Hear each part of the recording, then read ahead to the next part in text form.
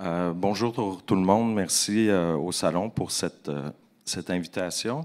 Alors, avant de vous présenter mon invité, je pense qu'il faut mettre en contexte la présence cette semaine au Salon du Livre, Québec Édition, donc qui est le comité international de l'ANEL, organise chaque année un fellowship où on accueille une douzaine d'éditeurs étrangers qui ils viennent pour avoir des rendez-vous d'affaires avec les éditeurs québécois et franco-canadiens, mais également visiter les maisons d'édition, le salon, des librairies, bref, découvrir le marché du livre québécois et franco-canadien.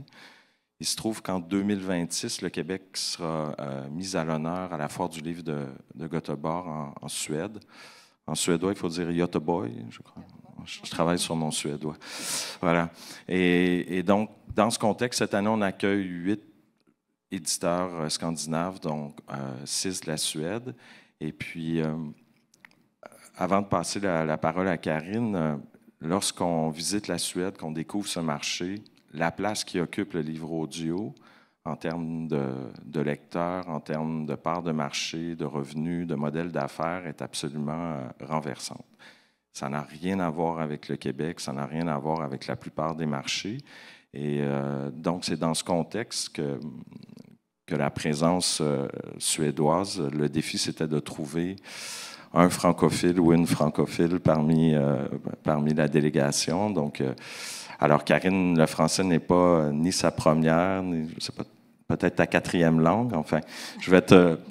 Non, parce que, bon, quand on rencontre des éditeurs étrangers, particulièrement en Europe, c'est toujours un peu gênant si on parle seulement 2 langues, parce que vous parlez plusieurs langues. Alors, je te laisse te présenter, Karine. Oui, je suis très contente d'être ici. Moi, je m'appelle Karin Lingenod. Je suis éditrice à une maison d'édition qui s'appelle Bazar. C'est une partie de la plus grande groupe de maisons d'édition en Suède, Bonnierförlagen.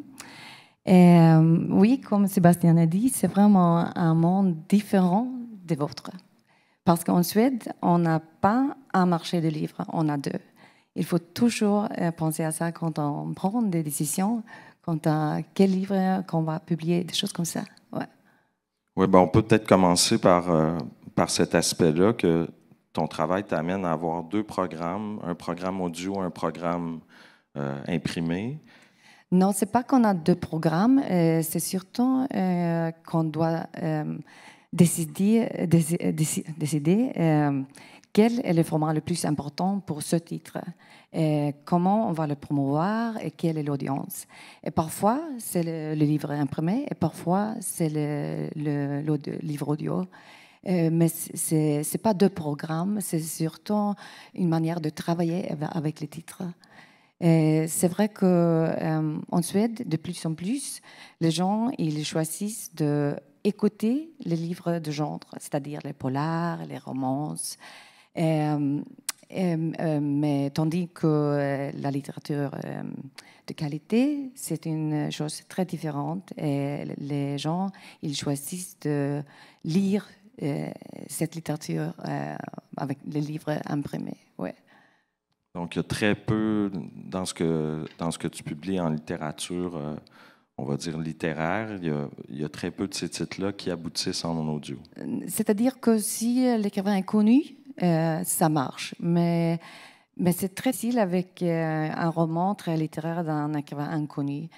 Il y a 10 ans, on faisait tous les livres en audio, mais maintenant nous savons que souvent ça ne vaut pas la peine parce que l'audience il n'est pas là. Dans les plateformes de diffusion, ce n'est pas les mêmes gens qui lisent ce titre. Et maintenant, ça dépend. Chaque fois, il faut vraiment essayer de comprendre ce titre, la thématique, si ça peut fonctionner comme livre audio. Et je veux dire que la plupart du temps, ça fonctionne mieux si c'est des livres avec plein d'actions, avec une langue un peu plus facile. Mais ça dépend d'auditeurs. Parce que, par exemple, moi, j'écoute tout le temps. J'écoute les classiques, j'écoute la littérature de très bonne qualité. Pour moi, ce n'est pas un problème. C'est-à-dire que l'audience qui sont des abonnés, on dit ça, dans les plateformes, c'est pas toujours les mêmes gens que les lecteurs. Et c'est pour ça que ça peut être un peu différent. Mais parlons justement de cet aspect d'abonnement. Le livre audio en Suède, ça fait partie du quotidien. C'est-à-dire que c'est un abonnement au même titre que Netflix ou d'autres plateformes. Ouais. Et donc, on écoute beaucoup de livres audio. Chaque Suédois que je rencontre, comment dire, sa routine de livres audio. Certains en écoutent la nuit, en dormant, d'autres en faisant la vaisselle. Pas en dormant. Non, mais ils me disent qu'ils peuvent programmer l'écoute pour les accompagner vers le sommeil. En tout cas, il existe toutes sortes de manières de le consommer. Mais parle-nous un peu de cet aspect quotidien, du fait que ça fait partie des mœurs culturelles et sociales. Oui. Je veux dire que les Suédois, nous sommes un peuple très actif. Et ce qui nous manque souvent, c'est le temps. Et pour ça, et aussi, nous sommes souvent les premiers à adapter la nouvelle technique. Par exemple, avec les cellulaires et aussi avec les plateformes. Et, si on a beaucoup de choses à faire, c'est parfait d'avoir la possibilité d'écouter un bon roman en même temps qu'on fait des choses très ennuyeuses, par exemple la vaisselle pour moi ou des choses comme ça. Et quand on fait du jogging, moi, à chaque fois, quand je fais du vélo au travail, j'écoute un roman. Comme éditrice, c'est parfait parce que, comme vous savez, on n'a pas beaucoup de temps de lire les livres d'autres maisons d'édition. Mais quand je fais du vélo, je peux écouter tous les romans. C'est parfait. Peut-être qu'on peut parler maintenant de manière un peu plus technique ou précise l'impact que le livre audio a sur le marché du livre en Suède. La part, je disais qu'en 2022, il y avait eu 24 millions de livres imprimés vendus, 45 millions de streaming ou de téléchargement, ce qui est quand même assez pour un peuple de quoi, 10 millions, c'est ça? Donc, ce sont des chiffres assez impressionnants. Qu'est-ce que ça représente pour Bazar, par exemple, en termes de la part de livres audio versus livres papier et pour certains auteurs aussi? Je veux dire que pour nous, le revenu des plateformes de diffusion, c'est presque 70%. Et pour quelques écrivains qui écrivent, par exemple, les polars, ça peut être 80%. C'est beaucoup. Mais je pense qu'environ 10% des Suédois, ils ont un abonnement. C'est vraiment beaucoup, beaucoup. Et pour les écrivains des polars et des romances, c'est quelque chose de bien.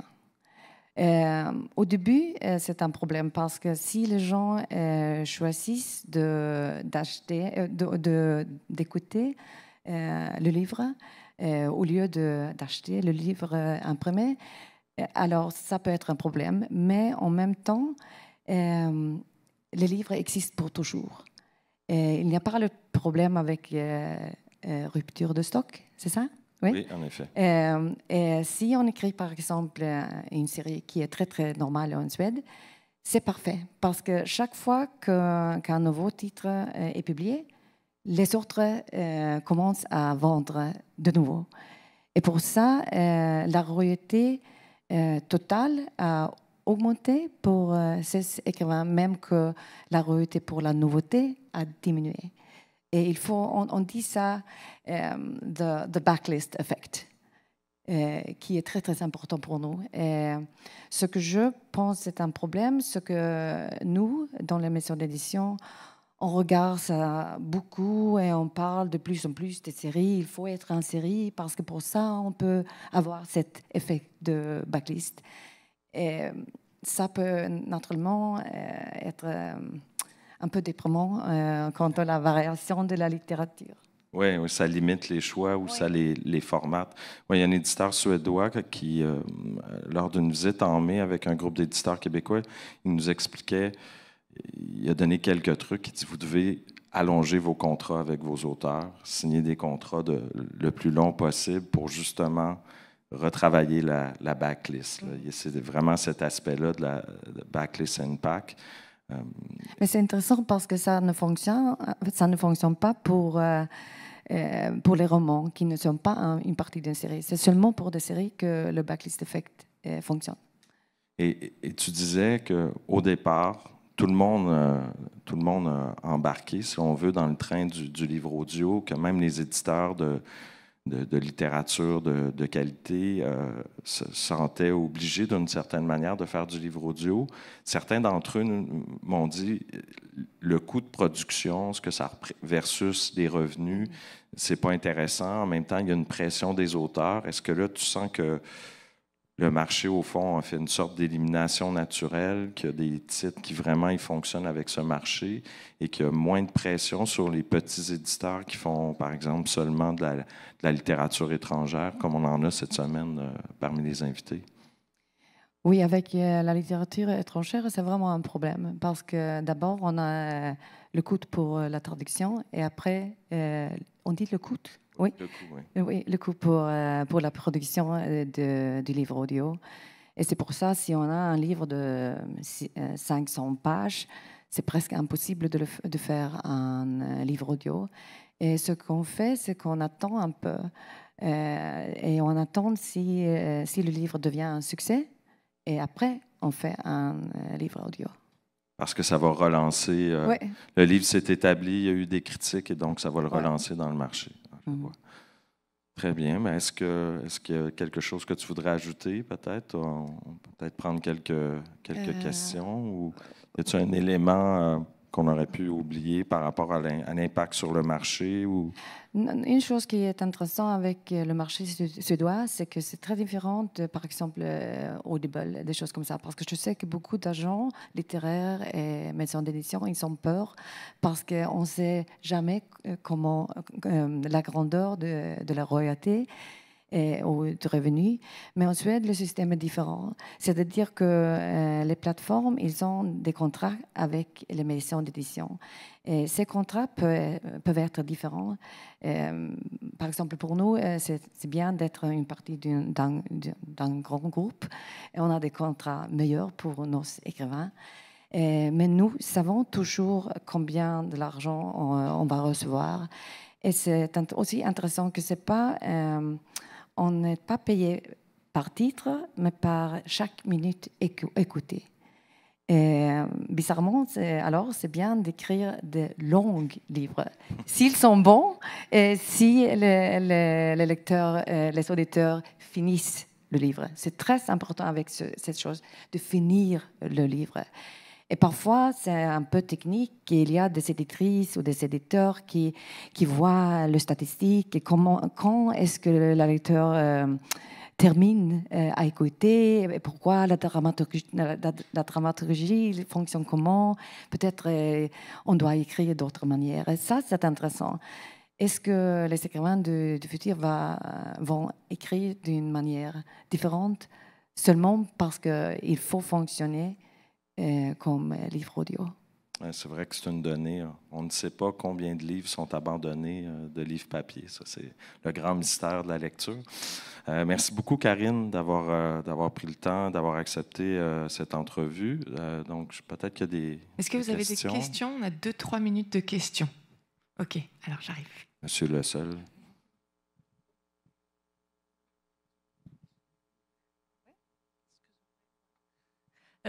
Bonjour. J'aimerais savoir si en Suède, il y a comme deux systèmes. Donc, un qui serait gratuit et l'autre payant, comme on connaît un petit peu ici au Québec. C'est-à-dire qu'il y a toute une partie de la production qui est offerte gratuitement, par exemple sur Radio-Canada, et une autre partie de la production qui est accessible sur d'autres types de plateformes payantes par abonnement ou par achat. Je n'ai pas bien compris s'il y a deux systèmes, quoi, avec les... Parce qu'au Québec, Radio-Canada, qui est le diffuseur public, a une plateforme qui s'appelle Audio, sur laquelle il y a des livres en écoute gratuite. Donc, c'est l'État qui donne accès. Est-ce qu'il y a... Pour les gens avec des handicaps? Est-ce qu'il y a des plateformes semblables? Oui. Non, c'est pour tout le monde, pas juste les gens avec des handicaps. Non, non, c'est jamais gratuit. Il faut payer...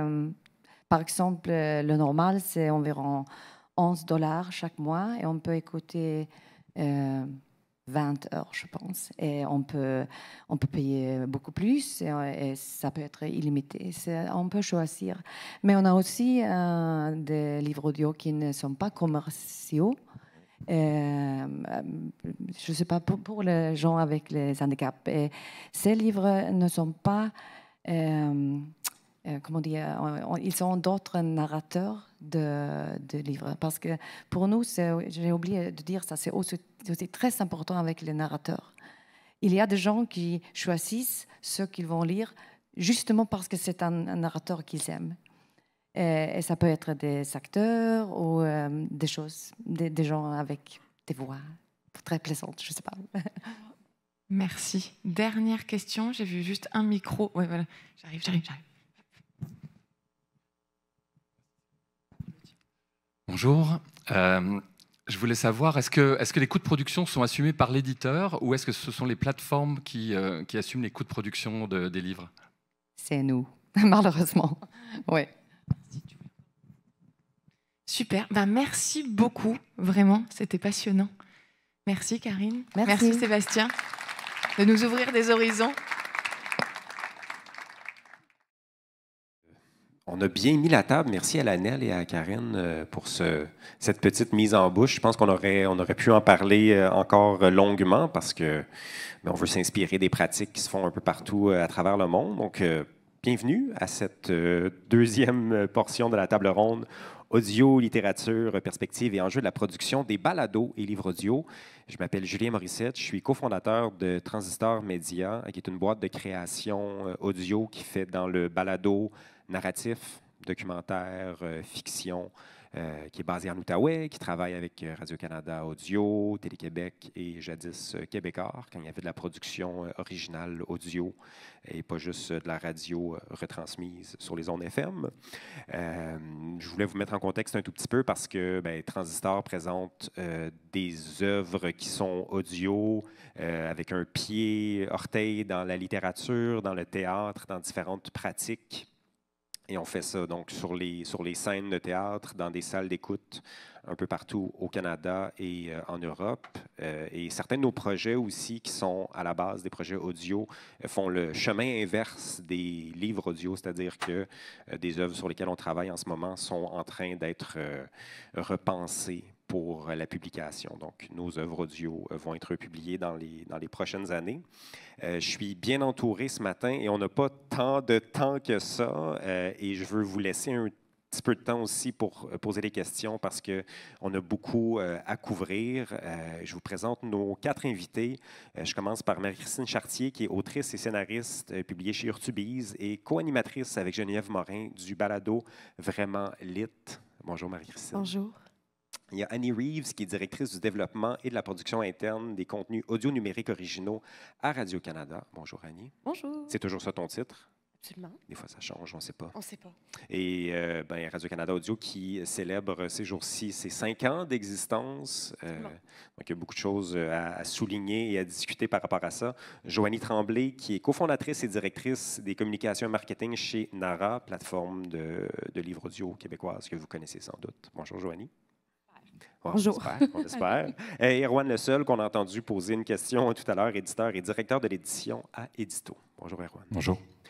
Commençons en parlant de ce qui nous unit, les 5 sur cette scène, c'est-à-dire les mots et le son. Marie-Christine, si tu veux commencer en parlant des projets qui allient ces deux médiums-là sur lesquels tu as travaillé et tu travailles toujours. Absolument.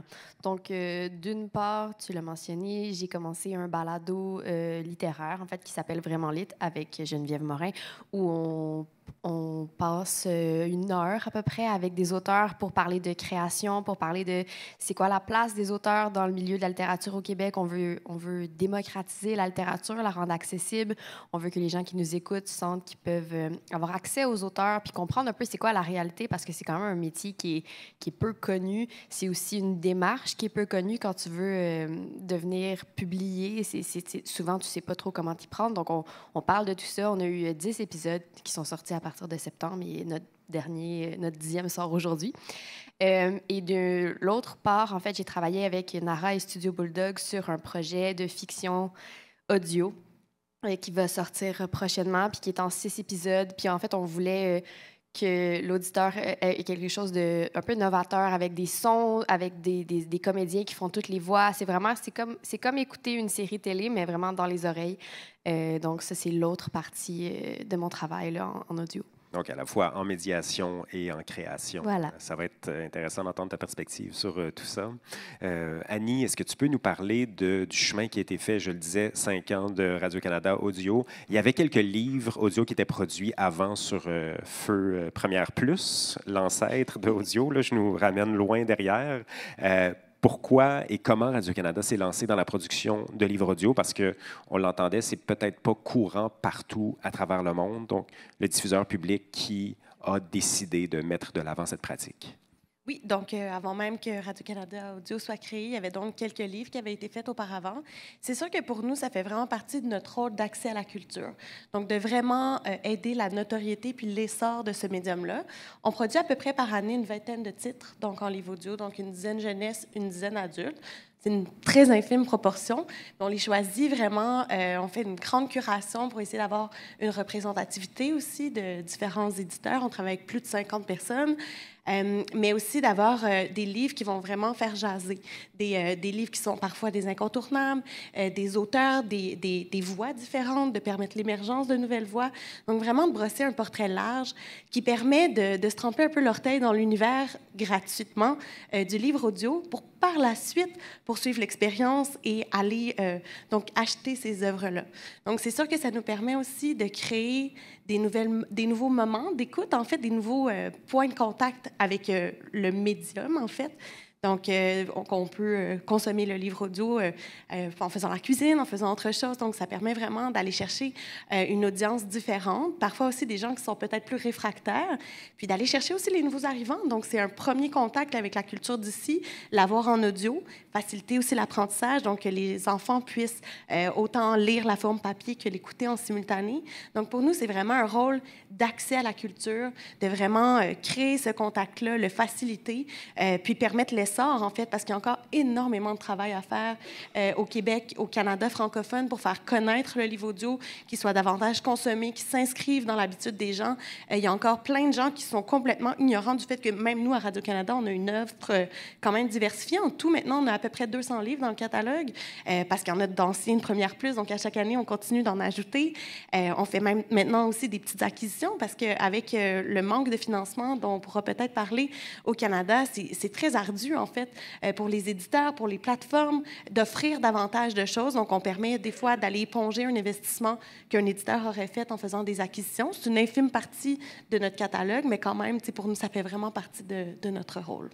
Récemment, il y a la version qui n'intéresse personne, publiée au Cartanier, qui a été proposée aux auditrices et auditeurs, réalisée par Cédric Chabuel, lu par Zoé Tremblay-Bianco, un texte de Pierrot qui...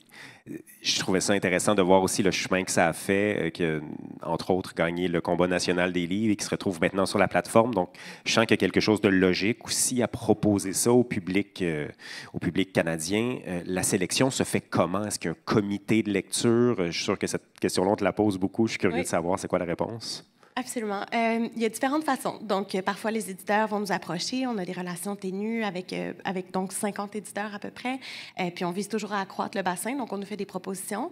Mais il y a aussi au sein de l'équipe, donc sur les différentes plateformes de Radio-Canada, on entend parler de choses. C'est sûr qu'on suit les palmarès. On répond à nos besoins de programmation aussi. Donc, on essaie d'avoir un équilibre, différents types de choses. On fait des bouquets de programmation aussi, des fois. Donc, là, en ce moment, on travaille sur des biographies politiques. Donc, on peut en offrir une seule à la fois, en offrir quelques-unes, des choses avec des entrepreneurs, rejoindre des jeunes femmes. Donc, vraiment, on essaye de choisir différentes œuvres. Puis, nos critères, en fait, on a des fiches de lecture.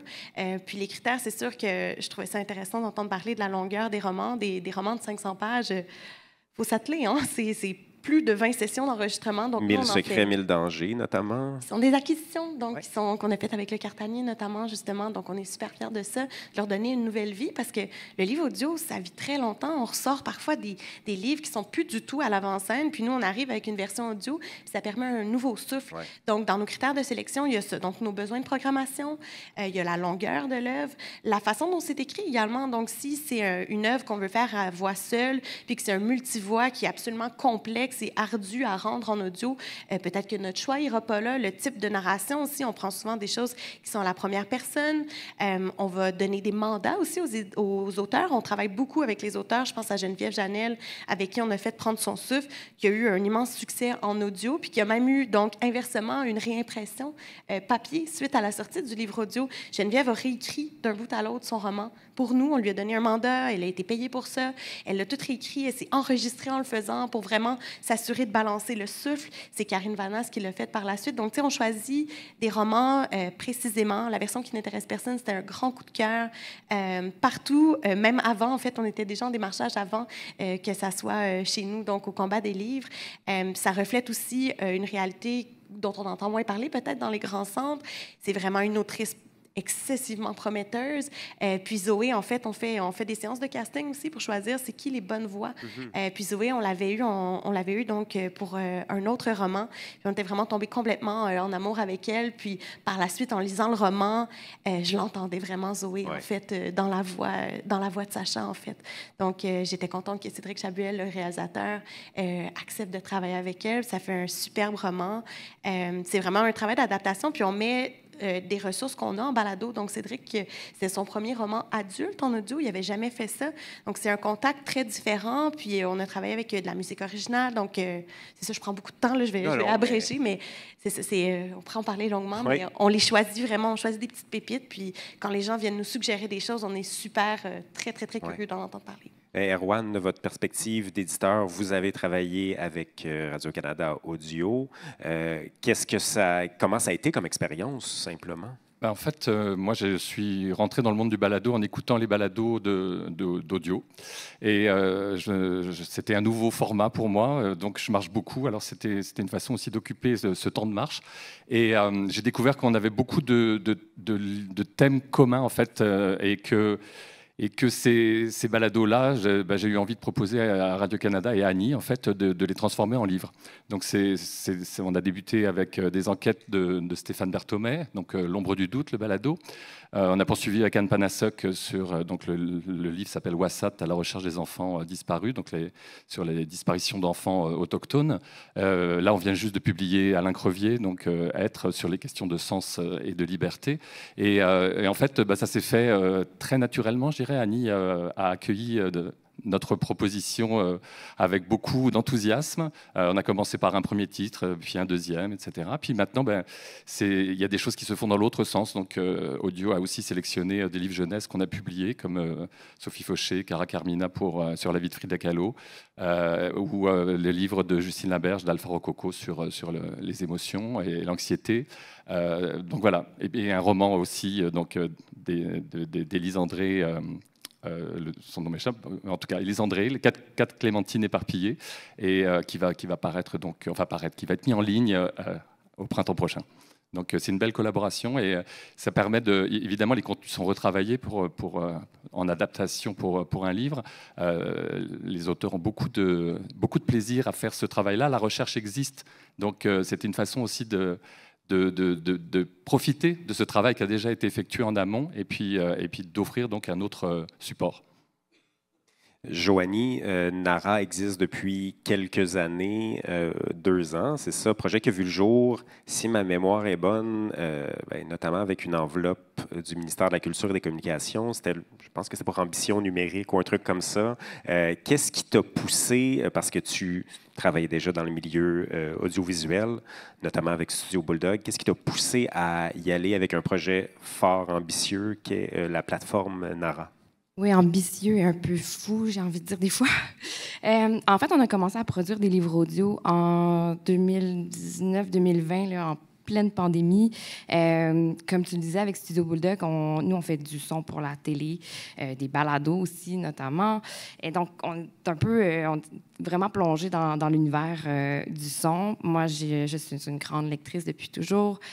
Toujours été très passionnée par ça aussi. Puis je me suis dit, ben le livre audio, c'est chouette, ça. On venait des pros du son, pourquoi pas s'essayer là-dedans? J'ai envie qu'on tente ce format-là. Il s'en faisait pas vraiment au Québec, il faut dire. Là. Bon, il y avait tout ce qui est accessibilité, donc vues et voix, vraiment pour une clientèle particulière. Mais de façon commerciale, c'était tout nouveau, en fait. Donc, je cognais à la porte des éditeurs, puis ce qu'on me disait souvent, c'est « OK, on voudrait peut-être essayer, mais avez-vous une plateforme? On fait quoi avec nos livres audio ensuite? » Donc, déjà, je sentais que même avant même qu'on en produise des livres, il y avait ce besoin-là de les accompagner vers la diffusion de ces titres-là. Bon, Audible existe depuis plus longtemps que ça, mais c'était pas encore ancré du tout dans les habitudes des éditeurs québécois. Et l'offre était limitée quand même en français. Là.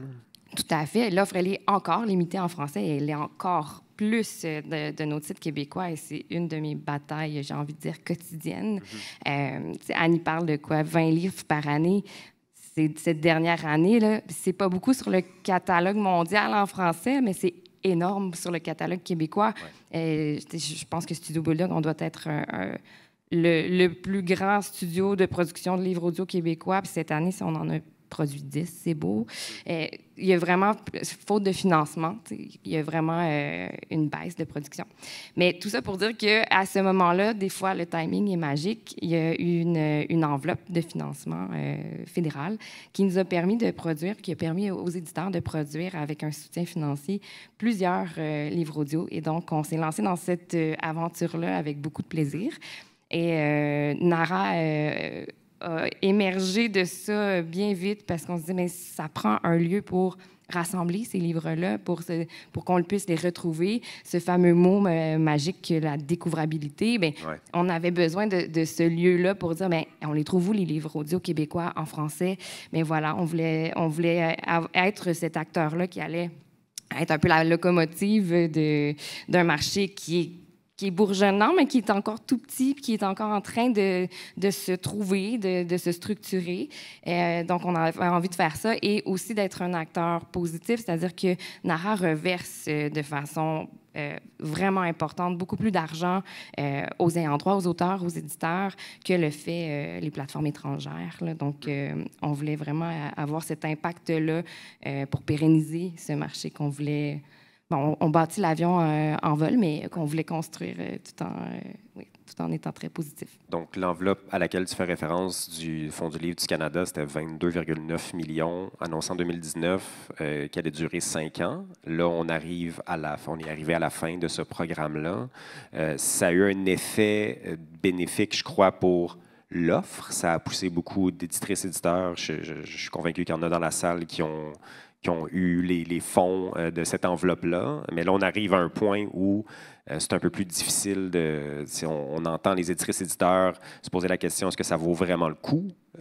Souvent, la réponse, c'est non. Annie, tu allais commenter à ce sujet-là?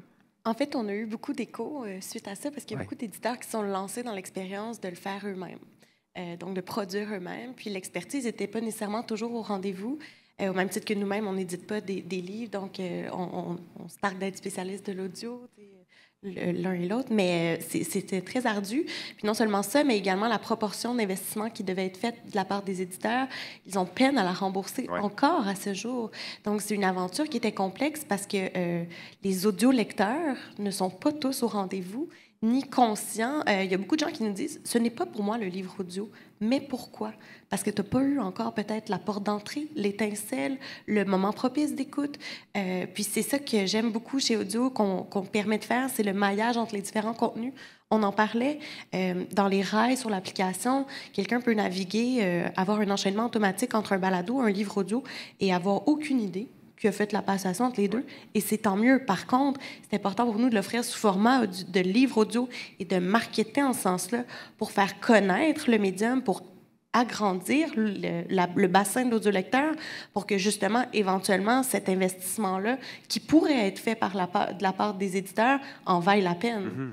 Parce qu'en ce moment, ce n'est pas du tout le cas. L'audio-lectorat n'est pas au rendez-vous. Les redevances sont très faibles pour la plupart des auteurs. Je trouvais ça intéressant, par contre, l'exemple de la Suède. Donc, il y a un type de livre qui fonctionne bien. Ouais. Chez nous aussi, on la voit, cette distinction-là.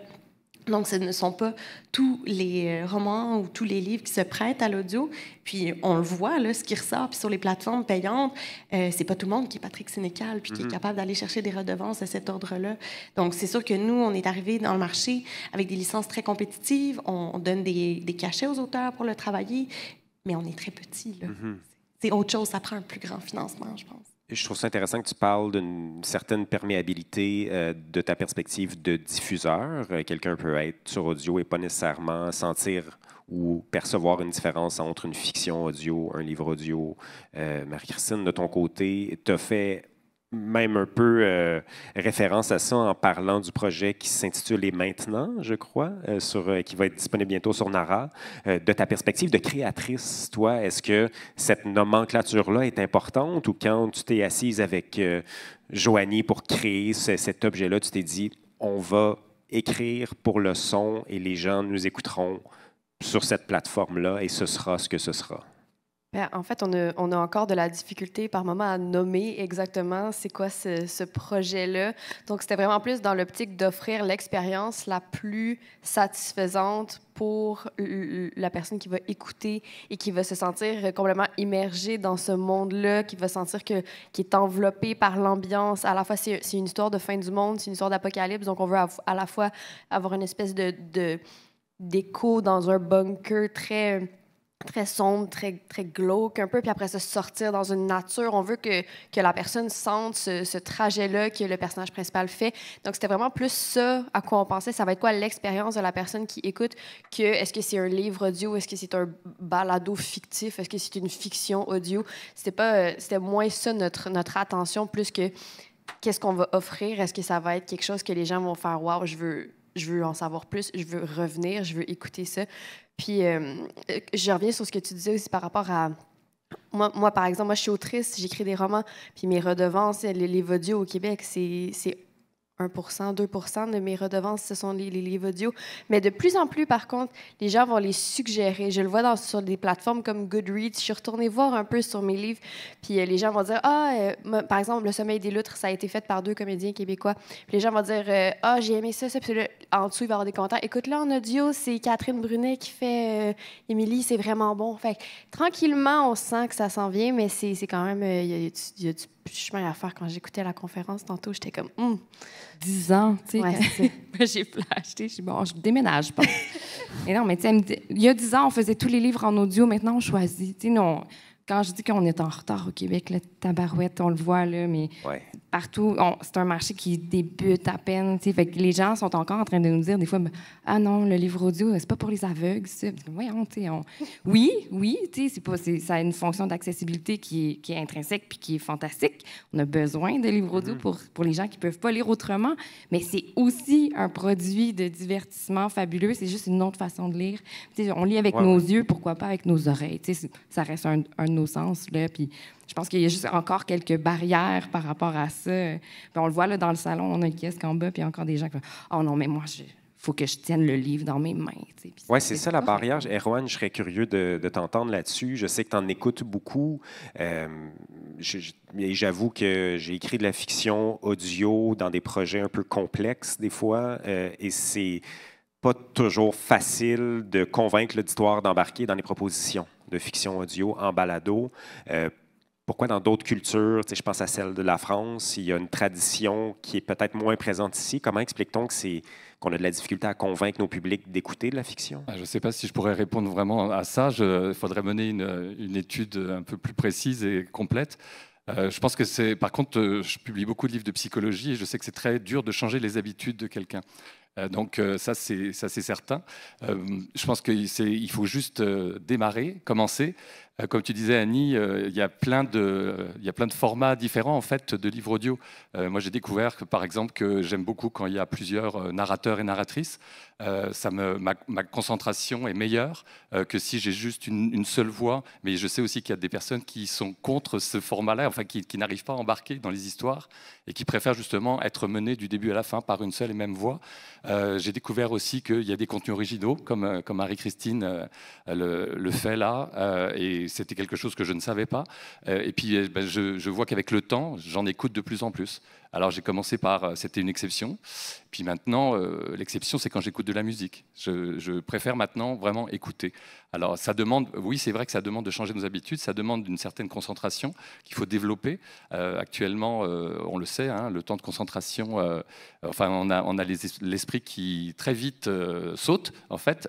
On prend notre téléphone, on fait autre chose, on change d'activité. Donc c'est pour ça que je pense que, comme disait Karine, par exemple, en faisant du vélo, en marchant, en courant, en pliant du linge, en cuisinant, etc., je pense que c'est des bons moments, en fait, pour essayer d'écouter des livres. Oui, ça recroise un peu les habitudes qu'on remarquait pour la radio, qui est un médium d'accompagnement. Et j'ai l'impression que tranquillement, pas vite, le livre audio, le balado prend cette place-là. À savoir, est-ce que les gens peuvent... À titre de créatrice, créateur, des fois, on s'imagine que les gens vont nous donner toute leur attention quand on écrit de la fiction audio, mais non, il faut s'imaginer que les gens sont peut-être en voiture, en jogging, qui font la vaisselle et qui ne nous écoutent pas toujours dans des contextes de grande qualité. Là, un iPhone sur le bord d'un comptoir de cuisine en faisant la vaisselle, tout le monde finit par faire ça de temps en temps. Puis c'est pas, quand Cédric Chabuel fait son mix, je pense pas qu'il aime ça penser qu'on nous écoute ainsi. Mais tu sais, on suit un peu les tendances d'écoute et on essaie de se coller à ça. Marie-Christine, je sais que statistiquement, tes livres sont parmi les plus achetés, écoutés sur Nara. Est-ce que c'est des réflexions, discussions que vous avez, d'une perspective peut-être pas analytique, mais de se dire, ben, qu'est-ce qui fait en sorte que les œuvres de Marie-Christine vont atteindre le public de Nara? En fait, moi, c'est même pas ça la question qu'on s'est posée. Peut-être j'aurais dû, mais c'est plus parce que je pense que j'ai un amour pour l'œuvre de Marie-Christine. On a produit ses livres aussi, ses derniers livres au studio. Fait que pour moi, en fait, l'idée et maintenant, c'est que j'étais pas tannée, mais j'avais envie de faire autre chose que des adaptations. De prendre un produit qui a été pensé pour être à l'écrit, puis là, de le travailler pour qu'il soit à l'audio. J'avais envie de travailler sur du contenu original. Puis, bien niaiseusement, j'avais envie d'écrire une histoire, puis finalement, je me suis rendu compte qu'il y avait des gens dont c'est le métier.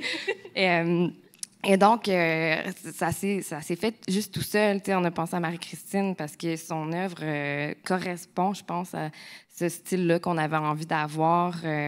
Puis quand on l'a approché, mais c'est ça, tout de suite, je pense que ça lui plaisait aussi. Puis on avait juste envie de proposer ça. Moi, en me disant par la suite, bien, Marie-Christine, elle est très lue aussi. Puis je pense que son public est quand même un public qui est cible pour l'audio. Ouais. C'est-à-dire, un public assez jeune, de femmes aussi, même si c'est lu par des hommes aussi. Mais de façon générale, là, je pense que le livre audio touche quand même une certaine frange de la population, même si ça s'étire. Fait que je me dis, peut-être que ces gens-là qui n'auront pas accès à ce que Marie-Christine a écrit en papier vont quand même avoir envie d'entendre ce qu'elle a à dire aussi d'une autre façon. Donc, c'était ça la réflexion. Annie? Oui. Oui, j'ajouterais en fait à tout ça, en fait, c'est que je pense que au même titre que pour le balado, ça reste, c'est pas un média de masse, en fait, l'audio, c'est pas encore, du moins la radio, oui, mais on est dans un contenu qui est à la demande. Donc, le balado, on peut rejoindre des communautés d'intérêt. C'est la même chose pour le livre audio. Donc, c'est ça qui fait en sorte que certains genres vont avoir un essor plus grand ou certains auteurs, donc, qui sont aimés. Donc, une œuvre et toutes les autres, d'ordre général, vont être consommées. Sarah Maud Beauchesne, Valérie Chevalier, toute cette veine-là. Ensuite, Patrick Sénécal. Donc, ce sont vraiment des œuvres de genre. C'est aussi ce qui rend la fiction audio aussi dure à populariser, en fait, parce qu'on part d'un entonnoir, donc à la carte, dans un médium qui, donc, on choisit, puis par la suite, on réduit l'entonnoir des gens qu'on peut atteindre. Donc, c'est des œuvres commentées qui nous aident aussi à faire la bascule, à aller vers le grand public. Donc, on a un premier contact avec ça, puis par la suite, on consomme d'autres choses. On dit, finalement, c'était peut-être pour moi. Mm-hmm. Oui, puis si je prends l'exemple de Hanté, là, rapidement, je veux vous laisser parler, mais c'est une œuvre de fiction paranormale que Transtar a produit en collaboration avec Radio-Canada Audio, et on a utilisé les codes du true crime et du documentaire d'enquête, donc pour en faire de la fiction, et c'est comme ça que j'ai l'impression qu'on a eu un premier véritable succès de balado de fiction, parce qu'on avait un peu réfléchi aux habitudes d'écoute des gens. Donc, ça a créé le pont, et par cette porte-là, on a l'impression que finalement, les gens qui nous écoutent ont découvert de l'audio de fiction ou autre, ou des livres audio. On parlait des plateformes, et tout à l'heure, on mentionnait la Suède. Ça évolue très rapidement, la façon de distribuer pour les géants du web également. Ces jours-ci, on a vu Audible qui s'est intégré à la plateforme de Amazon Music. Donc maintenant, dans les abonnements premium, vous avez droit à, si vous êtes abonné, à un livre audio par mois. Spotify aussi, dans la dernière année, a fait la même chose. Dans les abonnements premium, on a comme l'équivalent d'un crédit de livre audio. Comment on se positionne par rapport à ça en tant que créatrice, créateur québécois, canadien? Est-ce qu'on a perdu le combat? Est-ce qu'on essaie de s'allier à ces gens-là? Comment on arrive à se faire une place? T'sais, là, on va sans doute parler de découvrabilité, mais ça évolue très rapidement, là. Moi, je trouve ça extrêmement inquiétant pour notre marché à nous, parce qu'on n'est pas à la même place que d'autres marchés, comme on disait. Pour la Suède, c'est différent quand les habitudes sont tellement ancrées, le mode de consommation est là, fait que ça fait peut-être une moins grande différence. Les Français accueillent Spotify et le streaming de façon super positive, là. Tandis que nous, moi, quand mon catalogue, parce qu'on a quelques titres quand même au Studio Bulldog, s'est retrouvé sur Spotify sans mon accord, en fait, là, parce que bon, ça s'est fait un peu par la bande, là, par en arrière. Je suis passée de redevances qui étaient des dollars sur des ventes à littéralement des cents. Donc, tout de suite, je fais comme, mais qu'est-ce qui se passe?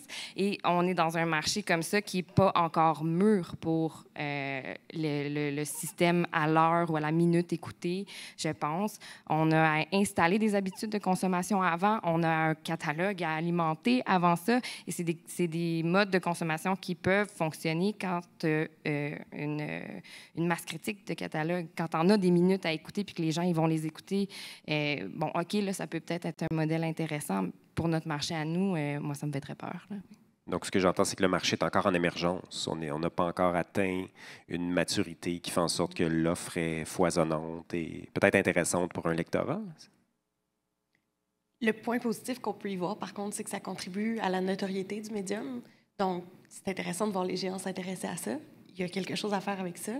Il y a des choses aussi qui peuvent passer par l'exclusivité qu'on a sur certains titres. Donc, justement, si on a vraiment le titre phare de la rentrée, de la saison, qui soit sur une plateforme propriétaire, ça peut faire quand même une différence importante. Cela étant dit, surtout pour des plateformes payantes comme les vôtres, ça passe par le volume de catalogue nécessairement. Nous, je ne peux pas répondre de la perspective de Radio-Canada à cette question-là parce qu'on n'a pas du tout le même mandat. Par contre, le seul point que j'y vois donc positivement, c'est vraiment de la contribution à la notoriété du médium, puis à la connaissance, puis c'est pas tant d'heures, là, en fait, ce que Spotify ont fait aussi. C'est pas nécessairement toujours un livre complet ou autre. Puis je pense que c'est un peu mécompris aussi, cette portion-là de l'abonnement. Mais ça reste que de voir des géants s'intéresser à ça, c'est franchement intéressant pour nous. Oui, Erwan. Je rejoins Annie, et puis j'ajouterais que on a quand même de la pression de nos auteurs et de nos autrices également maintenant. Quand on leur annonce que les droits audio sont vendus, ils sautent au plafond, presque plus que quand on leur dit qu'on a trouvé un éditeur étranger. Il y a aussi que les grandes plateformes sont accessibles partout dans le monde, donc les œuvres voyagent. Mais je pense que c'est évidemment aussi très important d'avoir des plateformes ici qui sont très fortes et qui vont pouvoir concurrencer évidemment ces géants-là. J'ajouterais un autre point aussi. On s'est fait dire de plus en plus récemment, en fait, que vraiment le livre audio est perçu comme un droit dérivé. Donc, au même titre qu'une vente pour en faire une adaptation télévisée, il y a de plus en plus d'auteurs qui vont même conserver eux-mêmes les droits d'adaptation audio pour choisir là où ils veulent aller, justement, pas se retrouver dans un bouquet via leur éditeur. Donc, vraiment faire des choix qui sont alignés créativement avec leur volonté, qui vont vouloir participer au choix du narrateur. Donc, tu sais, il y a quand même un grand changement, puis un vif intérêt, en fait, de la part des auteurs à voir leur œuvre voyager sous forme audio. Oui, puis malheureusement, la réponse est souvent non, on peut pas. Parce que nous, même narrant, on reçoit beaucoup de demandes d'auteurs. Comment je fais pour que mon livre soit en audio? C'est à votre éditeur qu'il faut parler. Puis malheureusement, la réponse risque d'être ben non, on n'a pas le budget pour. On en revient à la question du financement qui est critique en ce moment. Parce que le volume de gens qui achètent n'est pas assez intéressant pour rentabiliser les coûts de production. Oui, mais tu sais, économie 101, l'offre et la demande, c'est quand même très lié. Puis si on n'a pas d'offre intéressante, comment on fait pour alimenter notre bassin d'audiolecteurs? Si à chaque fois que tu cherches un titre québécois en audio, tu auras envie d'essayer, mais il n'existe pas, tu vas te tourner vers des œuvres d'origine étrangère ou en anglais, ou tu vas évidemment te retourner peut-être sur le format papier. Mais c'est quand même, on participe pas à la compétition puis à alimenter ce marché-là. Donc, c'est sûr que notre consommation, elle reflète aussi ce qu'on offre aux audiolecteurs. Marie-Christine, tu allais dire? Non, en fait, je me disais aussi que quand on disait que les auteurs veulent garder leurs droits, puis tout ça, je trouve que c'est un dilemme qui est très difficile en tant qu'auteur parce que des fois, tu vas te faire justement proposer d'aller sur une plateforme où peut-être qu'il va avoir moins de vues que, par exemple, sur Audible. Audible offre des avances qui sont plus intéressantes des fois, mais après ça, les redevances vont être plus... C'est très difficile de naviguer ça en tant qu'auteur, puis même en se faisant présenter ça. Quand tu es un premier auteur, tu sais pas, tu te fais présenter un contrat, tu sais pas dans quoi tu t'embarques. Donc, il n'y a pas beaucoup d'accompagnement non plus pour les auteurs pour qu'ils sachent dans quoi ils s'embarquent, à quoi ils ont droit. Moi, ça a été très, très long dans mon processus avant que je comprenne que je pouvais garder certains droits. Comme quand j'ai signé mon premier contrat, tu es un auteur, ton rêve, c'est de publier. On t'offre un contrat, tu dis oui, là, tu poses pas de questions. Et la plupart des gens, on est juste comme, on saute au plafond. Là, on est comme, il y a quelqu'un qui va me publier, whatever you want. Là. Et finalement, tu finis par comprendre, OK, je peux garder certains droits, je peux faire des choix, Puis tantôt, tu posais la question, pourquoi mes livres sont d'aussi bons vendeurs sur Narra? Et je pense qu'il y a aussi un souci de comment ces livres-là sont faits, qui fait la narration, comment ils sont produits. Il y a de la musique qui est ajoutée au truc. Les personnes qui ont lu les romans, moi, je les ai rencontrées. On a parlé de l'œuvre, j'ai senti qu'ils les ont aimés. Fait que ça, c'est quelque chose qui transparaît quand même dans l'expérience de la personne qui écoute le livre audio aussi. Mais tout ça, ce sont des choix qui sont pris à chaque étape et que, c'est pas tous les auteurs, qui ont accès à ces choix-là, puis qui savent que ces choix-là existent. Fait que ça aussi... Oui, Annie. Absolument. Puis j'ajouterais aussi qu'il y a une immense différence entre un volume de catalogue et une qualité de catalogue aussi. Je sais que chez vous, ce qui est produit est vraiment bien fait, mais parfois, sur certaines plateformes, les comédiens ne sont juste pas dirigés du tout. Donc, les intentions, c'est leur propre interprétation. Parfois, peuvent perdre le fil pendant la lecture. C'est complexe. Là, on parle de sessions de 60, 90 pages et plus, même chez certaines plateformes. C'est un volume effarant. C'est excessivement demandant de faire ça. Puis ce ne sont pas tous les comédiens qui peuvent faire de l'audio. Parfois, ils le pensent, mais c'est pas tout le monde qui a la capacité. Je dis pas que ça ne s'entraîne pas, mais ça prend beaucoup de force. C'est excessivement difficile. Donc, parfois, les auteurs veulent faire eux-mêmes la mise en lecture. Puis nous, on s'engage jamais d'entrée de jeu à dire oui. On s'engage à faire des tests pour se dire, bon, est-ce que ça va fonctionner? Moi, je le dis toujours, c'est de part et d'autre. Ça se peut que vous ayez aucun plaisir. Ben oui. Vraiment, il faut le savoir. Ouais, on est de plus en plus sollicité dans les écoles de théâtre, dans les conservatoires, pour rencontrer les interprètes de demain, pour les aider à réfléchir à cette portion-là du jeu en fiction. Marie-Christine, là, tu veux me dire de quoi? J'ai deux choses. Premièrement, j'ai fait mon dernier roman, Le Garçon d'encre, c'est moi qui en fais la narration, mais j'ai dit, passez-moi en audition, puis dites-moi si c'est mauvais. Parce que je voulais pas que ce soit une expérience horrible pour les personnes qui allaient écouter. Mon ego était pas assez grand pour ça. Je voulais le savoir. Ça s'est bien fait finalement, puis j'ai eu des super beaux commentaires par rapport aux gens. Vu que c'est mon premier roman à une voix, que c'est moi qui le lis, ça fonctionne. Autre chose, je pense que le livre audio n'a pas la chance de faire des erreurs parce que tu écoutes un premier livre audio, là, puis c'est mal rendu. T'en réécouteras pas. Ouais, c'est pas comme lire un livre. Jamais personne va lire un livre, puis le livre n'est pas bon, puis dire, moi, je ne lirai plus jamais. Tu sais, ça arrivera pas. Tu vas juste en prendre un autre. Mais si tu écoutes une narration, puis c'est pas très bon, tu vas faire, j'aime pas ça, c'était cringe, puis tu vas plus en écouter. Fait qu'il faut que ce soit fait avec attention. Un format qui s'adopte. Oui. Vraiment. J'allais dire exactement la même chose, Marie-Christine, parce que moi, j'abandonne un livre audio si jamais la voix ne me plaît pas, j'aime pas les intentions, l'interprétation, etc. Parce que justement, je veux pas me mettre à risque de ne plus en écouter. Donc j'abandonne, mais c'est comme quand un livre qu'on lit ne nous plaît pas, il faut l'abandonner aussi. Hein. C'est vraiment important de se protéger. Oui, c'est très important. On a 30 secondes à 3 minutes au grand maximum pour séduire quelqu'un. OK, je pensais à la table ronde. Non, dans une écoute. Oui, parce que tu peux écouter l'extrait, tu écoutes l'extrait, puis là, tu es comme, bon, OK, ça me parle, ou ouf, non, ça sera pas ça. Oui, c'est l'objectif aussi. C'est pour ça que sur Nara, on a des extraits aussi qu'on peut écouter, parce que c'est pas toutes les voix, c'est pas tous les livres qui sont pour tout le monde, mais j'abonde dans votre sens. Il y a des choses qui sont aberrantes, qui existent encore, et la qualité, autant, sinon plus que le volume, c'est critique dans le marché qu'on essaie de construire en ce moment. Mais ça nous amène sur le terrain de la découvrabilité. En audio, on n'est vraiment pas les champions de la découvrabilité. Il y a des efforts à faire.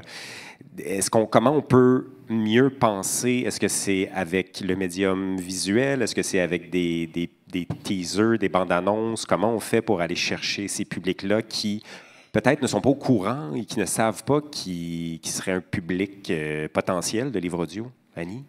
Je pense qu'à certains égards, du moins, on n'a pas le choix de passer par des gros titres, par des personnalités fortes. On fait de tout, mais quand on a un roman comme Famille royale, notamment avec Stéphane Rousseau, ou ce genre de titre-là, quand il y a des personnalités qui sont vraiment aimées, ou un roman qui se démarque, on parlait de la version qui n'intéresse personne, on le sait qu'on est capable d'aller chercher une masse de gens qui vont se dire peut-être que je vais l'essayer cette fois-là, le livre audio. Puis c'est une expérience qui est complètement autre aussi. La version qui n'intéresse personne, on ne le consomme pas en audio comme on l'a lu. Donc, c'est une toute autre expérience. Donc, je pense que ça prend vraiment des titres phares qui vont nous amener dans le médium puis nous faire dire « Ah, écoute, je l'ai écouté dans des moments durant lesquels j'aurais jamais pu lire. » Donc, parfait, je vais en consommer d'autres par la suite. Donc, c'est vraiment, ça nous prend un levier de produits forts pour faire connaître ça, puis que les gens en parlent dans leur communauté. On passe par ça, en fait, hein, toute la découvrabilité, réseaux sociaux et autres. Il faut que ces gens-là en parlent. Les auteurs et les narrateurs Absolument. aussi, ils ont un pouvoir immense. Ce n'est pas que les plateformes ou les producteurs de livres et même les éditeurs. Marie-Christine, c'est une autrice qui est connue. Si elle n'en parle pas de son livre audio qui sort, ben non. Là. Puis les narrateurs aussi, je pense qu'on pourrait même les utiliser encore plus. Souvent, on fait appel à des comédiens qui sont aimés, connus du public. Je pense ça peut être une très belle vitrine à dire, ben, j'ai participé à ce projet-là, c'est chouette, allez écouter ça. On a du travail à faire encore, je pense, dans communiquer autour de ces œuvres-là.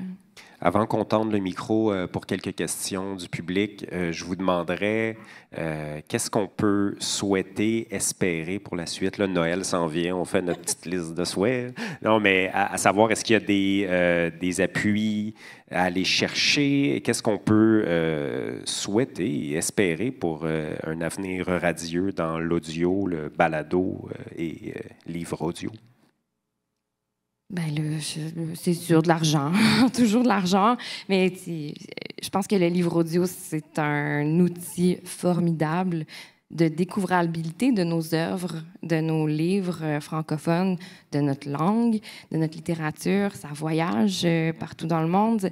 Donc, moi, je souhaite qu'on ouvre les yeux sur cette belle licorne qui est le livre audio, mais qu'on dirait que c'est sûr que nos gouvernements tendre l'oreille un peu vers ce qu'on a à offrir, qui fait partie indéniablement de l'avenir du livre. Donc, oui, je pense un peu d'ouverture et beaucoup, beaucoup, beaucoup d'argent. Erwan? J'abonde, évidemment. Tout comme le livre est soutenu par le gouvernement, il faut que aussi le livre audio le soit. Ça me paraît évident. Donc, et en plus, ça fait travailler beaucoup de gens. Hein. C'est de l'argent aussi. Oui. Je pense que la bonne volonté, elle est là. Donc oui, de l'argent. Je vous confirme qu'il y a des ingénieurs de son, des réalisateurs et réalisatrices qui cherchent du travail et qui seraient très heureux de sauter à pieds joints dans l'aventure du livre audio et du balado narratif de fiction. Marie-Christine, qu'est-ce que tu souhaites? Moi, j'aime pas ça, l'argent. En fait, une ouverture, je pense aussi des gens de concevoir le livre audio comme une œuvre au même titre qu'un livre, de se dire que c'est la même chose que si tu as lu un livre. Puis pour le balado aussi, nous, notre balado qu'on a commencé qui s'appelle Vraiment Lit. On n'a pas parlé beaucoup. Non, mais si on avait plus de temps, il n'y a aucun problème. Mais en fait, que ce soit plus facile pour des gens qui ont des projets. Nous, on a fait ça. On n'a aucun financement. On a Geneviève qui a son chum qui est monteur, puis qui est vidéaste, puis qui nous a filmé, puis qui nous a enregistré. On a eu de l'aide de Choc, la radio de Lucam, qui nous ont J'espère que prêté le leur couple va studio. bien pour l'avenir du balado. Je sais S'assurer pas. que ce soit Oui, ben c'est ça. Ben, en durable. fait, hopefully, pour l'avenir du balado, Ouais. ce que je me souhaite, c'est quelque chose de plus stable, de l'aide, du soutien pour ce genre de projet-là qui part des artistes, des auteurs d'ici. Ouais. Donc, ce serait ça que je me souhaite. De l'argent, dans le fond. Là. Ouais. Annie, je te laisse le mot final. Vraiment de la notoriété pour le médium. Puis Ouais. donc, que par la suite aussi, l'engouement soit tellement fort que justement le financement suive. Puis c'est sûr que de notre côté, on verra ce qui est Radio-Canada de demain. Donc, on se souhaite de continuer de pouvoir bien jouer le rôle qu'on s'est donné dans l'industrie, qui est très bien accueilli. On entend beaucoup d'éditeurs nous dire qu'ils ont certains moins envie de travailler avec les géants, qui ont envie de travailler avec des plus petites plateformes, qui ont envie vraiment qu'on chouchoute leur œuvre, qu'on en fasse quelque chose qui est dirigé puis qui est distinctif, Ouais. en fait, qui fait bien rayonner ce qu'on fait bien au Québec. Ouais. On est des grands créateurs, puis que ça voyage partout, mais que ça soit bien fait, puis que ça soit le reflet de nos talents. Je pense que c'est vraiment ce que je nous souhaite. Oui, on pourrait sensibiliser Pierre Poilievre en disant que les livres audio, c'est un outil de francisation, peut-être. Il devrait en écouter. Ce qui est vrai. Oui, ce qui est vrai. Selena, est-ce qu'on a des questions? Je te déjà, moi, laisse. Allô, allô. Oui, pardon. Je vais commencer, ça vous ennuie pas, juste pour une question qui est liée, enfin, commentaire-question plutôt. Et là, ça va être plus sur le balado, même si ça peut forcément aller vers le livre audio. Et on n'en a pas parlé, mais c'est l'impact marketing, en fait, que ça peut avoir. Alors, pour évidemment un podcast, un balado littéraire, mais aussi pour des maisons d'édition. Ça peut être vraiment, je pense, un bon médium de promotion, en fait, et de marketing digital. Et c'est peut-être une des pistes, peut-être pas suffisante, hein, mais de promotion de ce médium-là et peut-être de financement aussi. Je ne sais pas ce que vous en pensez, mais voilà. Ouais. Qui veut. On parlait d'argent. Donc.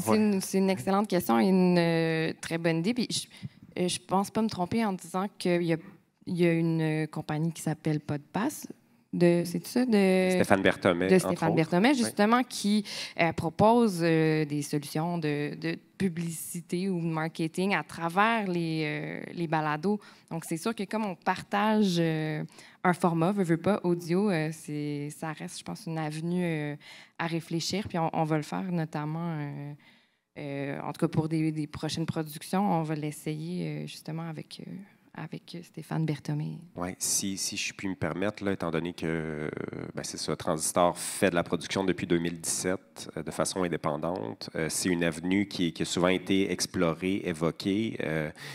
Le balado comme outil de mise en marché, ça a beaucoup de limites.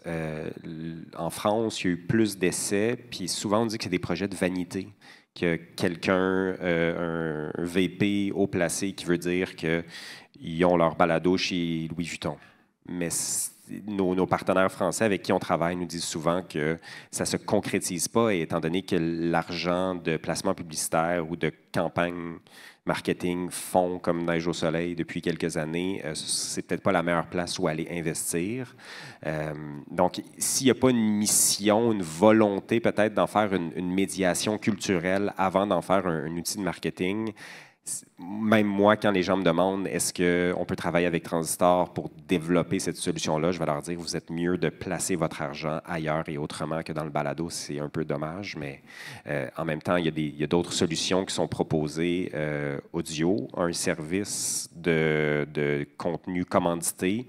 Et étant donné qu'il y a tellement de volume, de clics, d'écoute, à mon sens, moi, je vais plus souvent rediriger les gens vers ces solutions-là, étant donné que audio est une plateforme majeure dans l'écoute de balado. Donc, si ton contenu est placé là, ça devient pas mal plus intéressant qu'il se noie dans Apple Podcasts, Spotify et Amazon Music. Mais j'ajouterais aussi qu'il n'y a pas de magie. Si le contenu n'est pas bon, il ne sera pas écouté. Donc, toutes les marques veulent un balado parce qu'ils pensent vraiment que la notoriété, que tout peut se passer par là, puis que vraiment, ça va être instantané. On a fait un balado. Mais s'il n'y a pas de propos, Comme Julien le mentionnait, s'il n'y a pas de message derrière, honnêtement, ça ne rejoindra pas l'audience. Il y a des balados qui ont été faits donc, par nos collègues à Solutions Médias. C'est vraiment deux secteurs complètement à part. On ne travaille pas du tout ensemble. C'est important pour nous qu'il n'y ait aucune perméabilité entre les frontières. On se parle parfois, on s'aime beaucoup, mais on n'est vraiment pas ensemble. C'est vraiment voulu. Mais ils font des très bons contenus. Il y en a certains, je pense à leur balado, notamment sur le Parkinson, qui était excessivement riche, tellement bien fait, avec beaucoup de ressources. Il y avait un message, il y avait une utilité, ça a été adopté par les gens, puis ça fait passer ce message-là. Donc, mais c'est pas, je pense pas qu'Ago Radio-Canada va faire, chez Solutions Médias, du moins, je sais pas, un balado sur des matelas. Là. Je vois vraiment pas l'utilité. Non, moi, je parlais de placement plus publicitaire là, à travers les balados. Là, on parle plus de branded content. Un peu, absolument. Bien, on prend la tangente, mais oui, le placement publicitaire entre médias, on l'a essayé aussi. Ça fonctionne bien. On le fait à même nos écosystèmes également. Donc oui, ça peut avoir une certaine portée, mais ce qui fonctionne le mieux, c'est vraiment justement comme les campagnes de podcast, quand c'est repris par les animateurs eux-mêmes, comme c'est fait dans les balados en anglais partout, chez les créateurs indépendants. Donc, quand c'est eux qui vont promouvoir quelque chose qu'ils ont aimé, qu'ils ont écouté, qu'ils ont adopté, c'est la même chose que le bouche à oreille dans tout ce qui se fait en audio. C'est comme ça qu'on consomme les choses. Les exemples qu'on a remarqués qui fonctionnaient le mieux, c'était, disons, un musée va se lancer dans la production d'un balado pour faire parler de sa collection, pour faire parler de son approche, mais étant donné que le fond et la forme sont intéressants pour un public, il y a un aspect éducatif parce qu'on le voit dans les habitudes d'écoute, les gens aiment apprendre en écoutant des balados. Donc, s'il y a cette donnée-là, plutôt que de me faire raconter l'historique de chocolat favori, je vais probablement plus adhérer. J'aime beaucoup le chocolat. En passant. Mais voilà, donc c'est peut-être plus facile de réfléchir à un modèle où le contenu intéresse le public. Merci. Bon, de toute façon, c'est sûr qu'il faut réfléchir au contenu pour faire quelque chose vraiment qui intéresse. Oui, j'ai vu qu'il y avait des questions, excusez-moi, parce que du coup, j'ai posé. Hop. Je vais aller par là, ça ne vous ennuie pas, comme ça, je vais te faire de... Ah.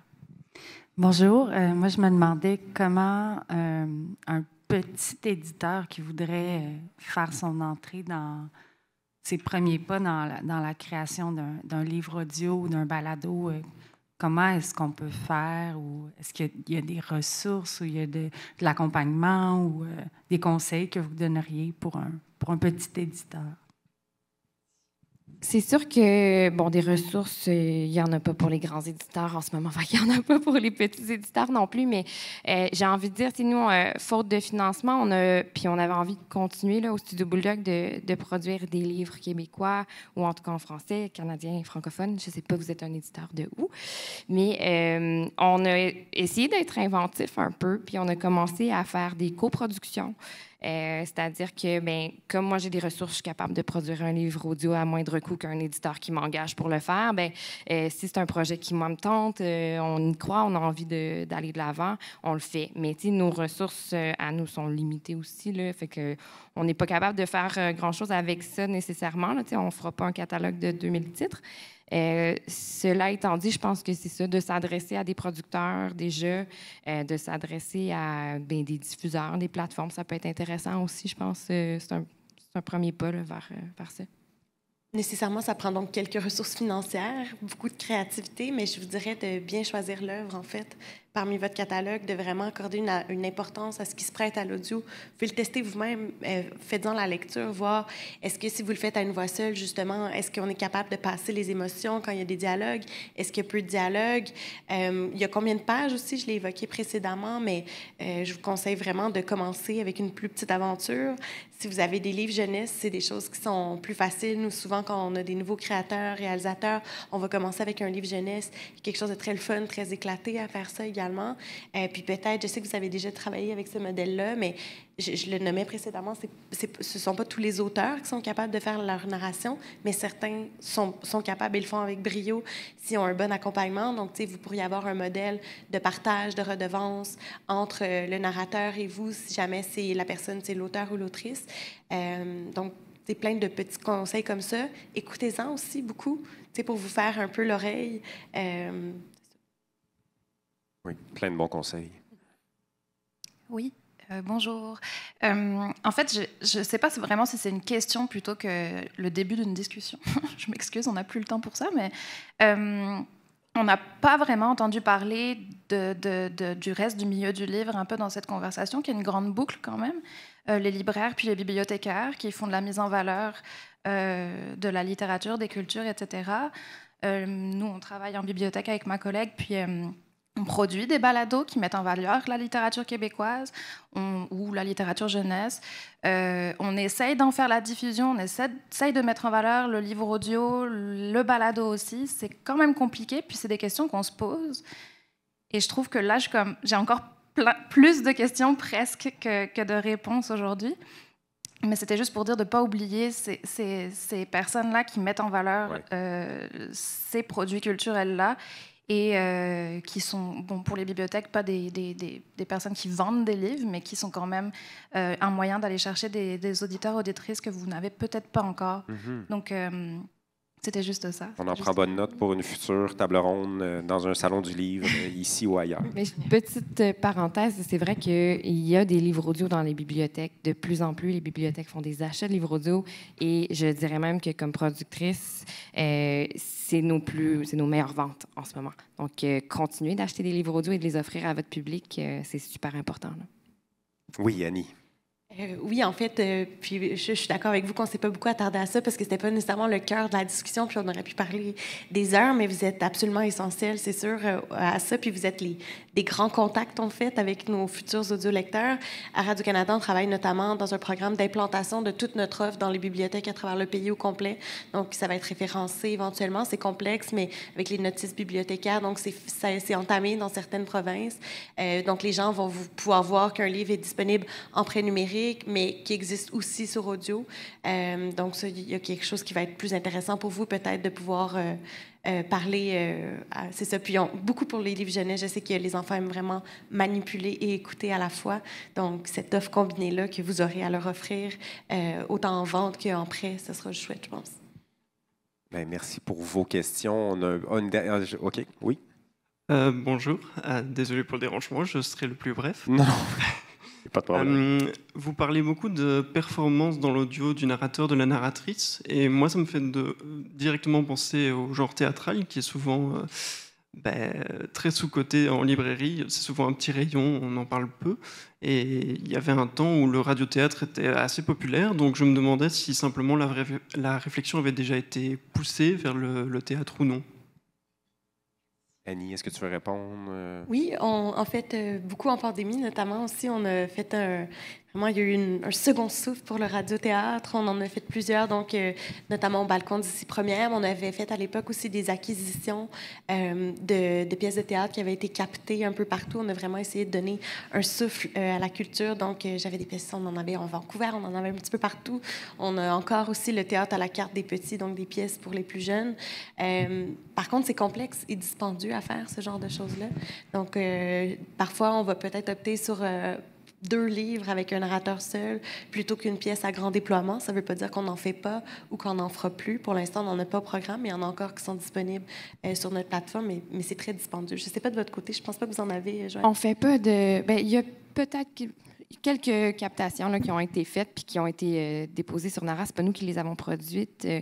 Ceci dit, quand on parle de nouveaux formats, de contenu original, ce qu'on fait avec Marie-Christine, ça va jouer dans les codes un peu du théâtre aussi. Je pense que faut peut-être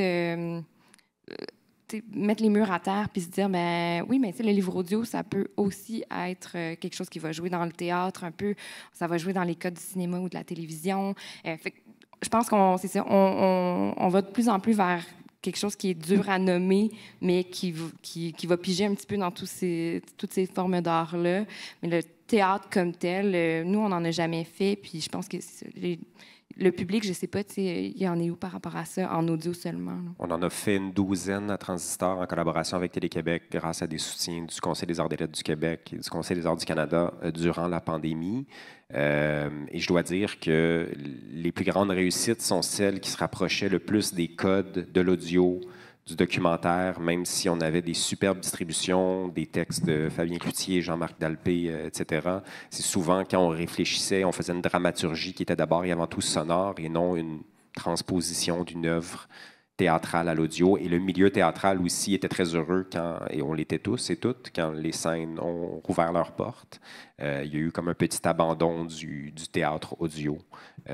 Donc, ça s'est comme rééquilibré post-pandémie. Bah, écoutez, ça va clore cette belle table ronde. Merci beaucoup, vraiment. Merci. Oui, on peut les applaudir. Merci.